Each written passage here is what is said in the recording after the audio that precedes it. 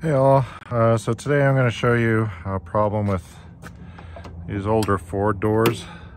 So if we look at this door here, I'll close that time, but it's usually pretty hard to close. This one rattles and it's really hard to, it just won't close. This one's a little bit easier, but what's happening is there's a nylon strip that's supposed to go in here for the door. It helps prevent it from rattling. The hinge area here is designed for a larger diameter over here on the pin.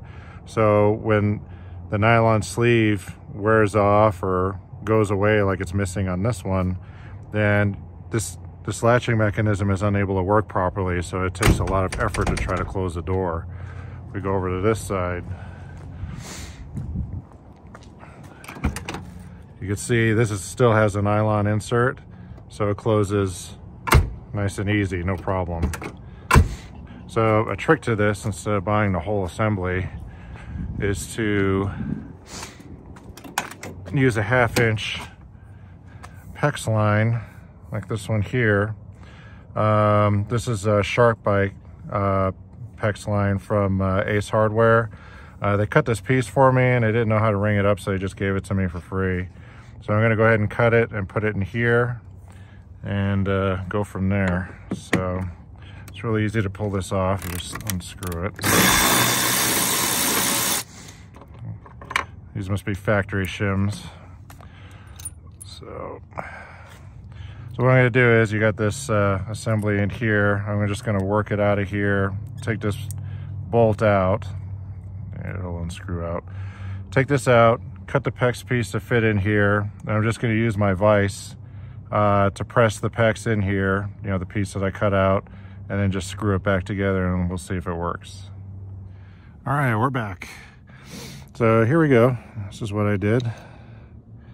And I just put it on my big vise inside and just pressed it in just like this. So it's a nice fit. This piece here, just screw it in.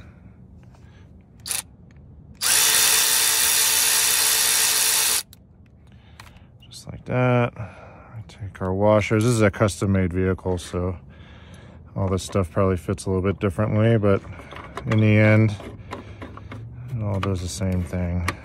I'm going to try to follow the witness marks here where it was before. Try to put it in exactly where it was the last time.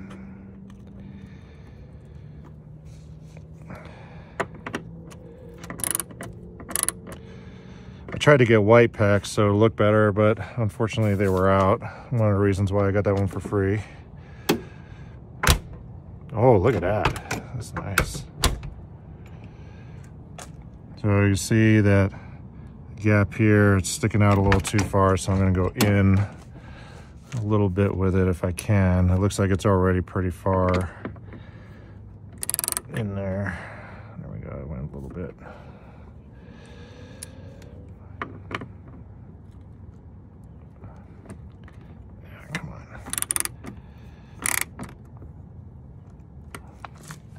Again.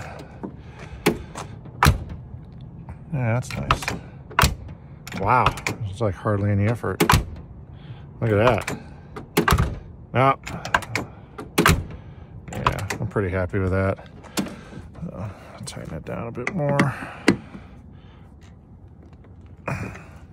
I have to touch that up, but there you go. You can see where it's making the impact there.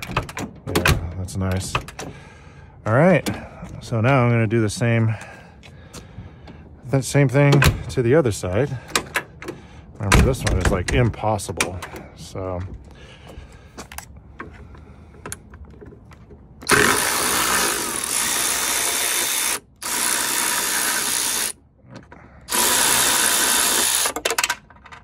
great. Well, I guess that's something to watch out for. So I'm gonna have to fish that out, but I'm gonna do the same to this one. Probably take me longer to try to fish that out than it is to do anything else with this. All right, so 2 hours later, I had to get another nut and washer. I had to actually go to Ace. Nobody had the OEM style that went in here. I got lucky and I'm able to get inside here, but I was unable to pull the original nut out that was in here. It just fell. So hopefully this will work. At least I have access here to get in there. So yeah, that was kind of disappointing. I don't like leaving stuff like that in there, but it doesn't look like I really have a choice in this case. So go ahead and put all this back together.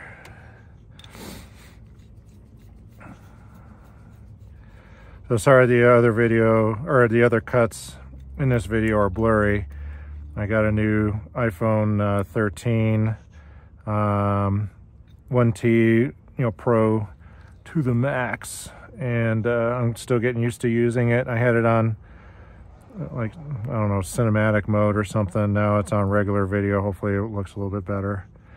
So okay, so now the tricky part. Try to get this in there without dropping it again. I got a square nut because I think it might make it a little bit easier on holding it here. I'm just going to follow the original witness marks around here.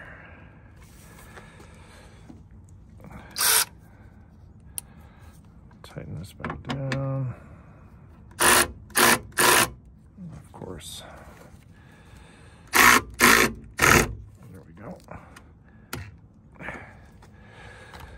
All right, let's see how this works.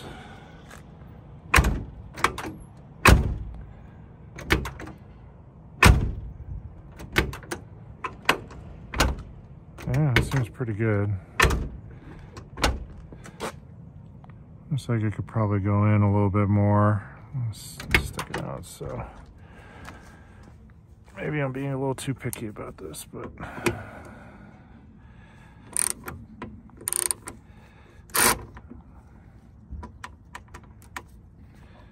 go in just a touch.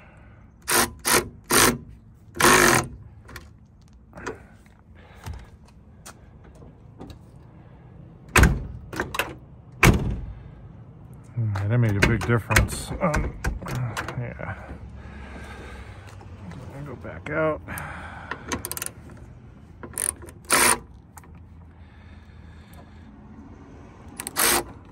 Oops.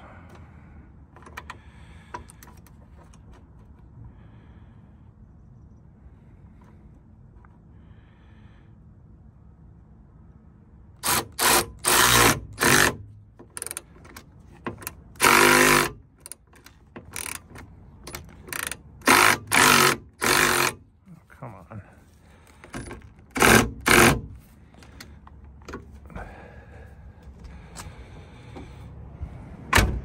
Yeah, that seems good. I guess what I'll do is see if there's any wind noise or anything, any rattling or anything when I'm driving it. And I mean, that's definitely a lot better than what it was. So it looks like the marks here are right in the middle, so that's good. So I'm going to leave that for now and see how all this works out. Yeah, originally, before I figured this out, this was online. Somebody posted about this. I don't know who originally came up with this idea, but it's brilliant. I was adjusting my door. I took it all apart and everything and tried to figure this issue out. The door was sitting too far forward. It was hitting here and down here. So I moved it back. And there's 3 bolts in the hinge. Back in here to move it forward and back, and then you have these 2 bolts right in here that move the door in and out. So I spent quite a bit of time doing that. So now that the gaps are correct, it's all aligned like it's supposed to be, and I also have it in line with everything here as well. So the door is pretty happy.